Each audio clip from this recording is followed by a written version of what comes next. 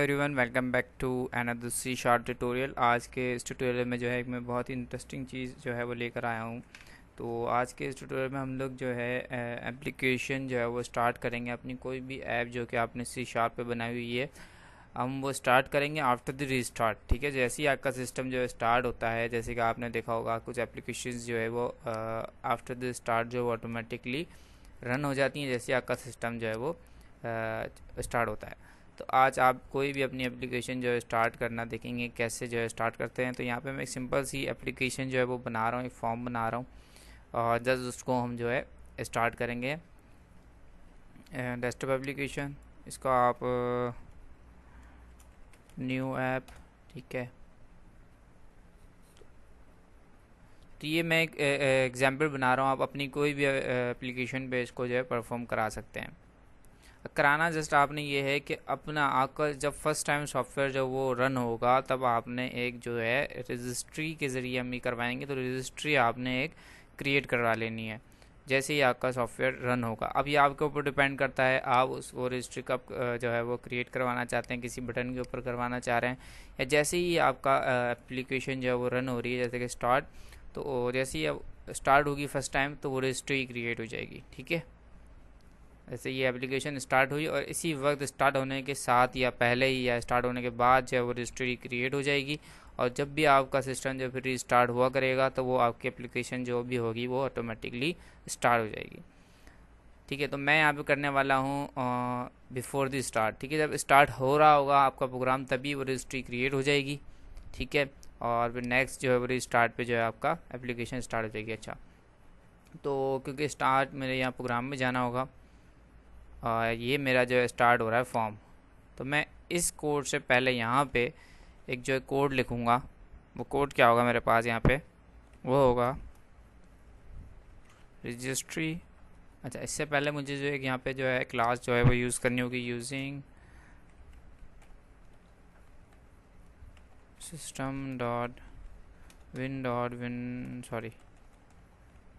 System using Microsoft dot win 32। ठीक है, ये आपने क्लास जो यूज़ करनी होगी और फिर आप यहाँ पे लिखेंगे रजिस्ट्री की। ठीक है, आप इसका फिर कोई भी नाम रखें, REG या जो भी आपने रखना है वो आप नाम रखें। देन आपने करना है registry dot current user dot create सब की, ओपन सब की यहाँ पे आएगा, ओपन सब की। देन यहाँ पे हम अपना लोकेशन जो है वो उसको दे देंगे कि हमने की बनानी कहाँ है, हमने कहाँ बनानी होती है। मैं अगर आपको यहाँ पे दिखाऊँ,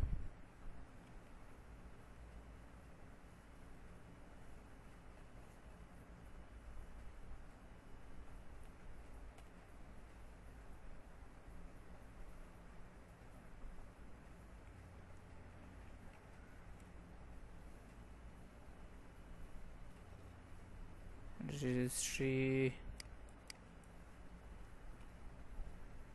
को हम रन में REG और एडिट लिख के ओके करेंगे तो रजिस्ट्री जो है आपका एडिटर है वो ऑन हो जाएगा।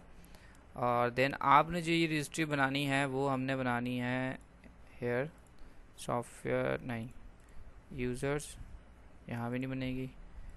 ठीक है, करंट यूज़र देन सॉफ्टवेयर। ठीक है, तो इस तरीके से आपको पूरी लोकेशन देनी है कि आप बनाना कहाँ चाह रहे हैं। तो यहाँ मेरे पास लोकेशन है जो कि मैं यहाँ पे पेस्ट कर देता हूँ, बाकी आप जो स्टॉप करके वो आप अपनी यहाँ पे डाल सकते हैं। अच्छा, स्ट्रिंग देनी है तो आपने इन्वर्टेड कॉमास में उसको डबल जो है वो लिखना है। तो यहाँ मैंने उसको पेस्ट कर दिया। तो ये लोकेशन आ गई सॉफ्टवेयर, फिर माइक्रोसॉफ्ट, फिर Windows, current version, then run.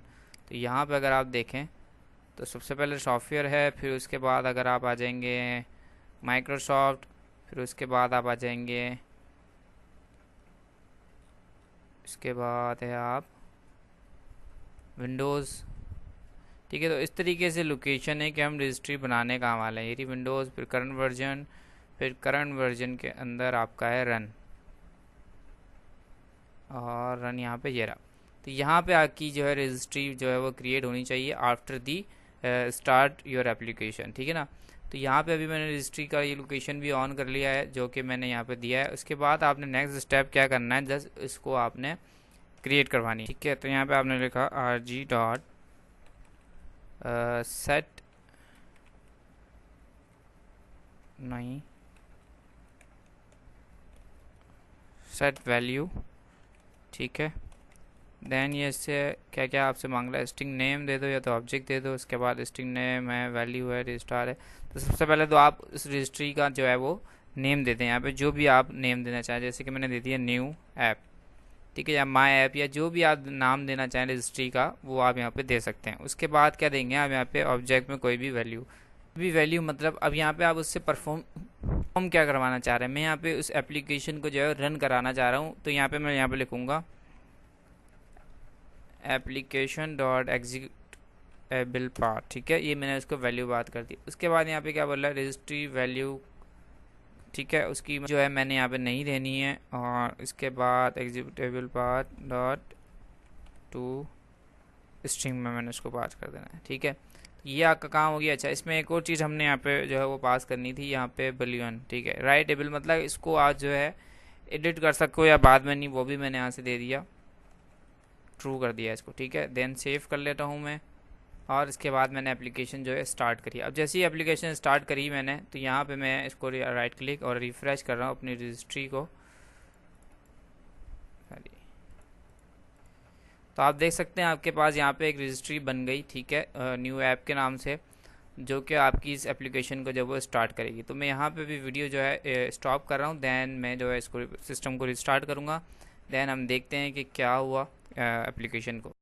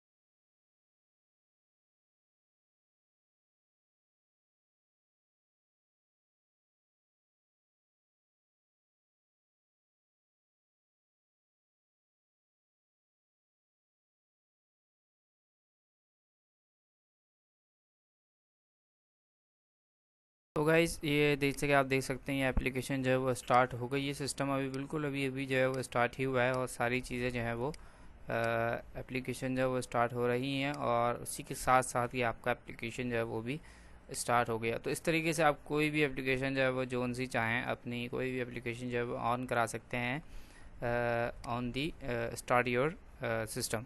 तो अगर कोई इससे रिलेटेड कोई आपका क्वेश्चन हो तो आप मुझसे कमेंट्स में ज़रूर पूछ सकते हैं। Thank you for watching. अल्लाह हाफिज़।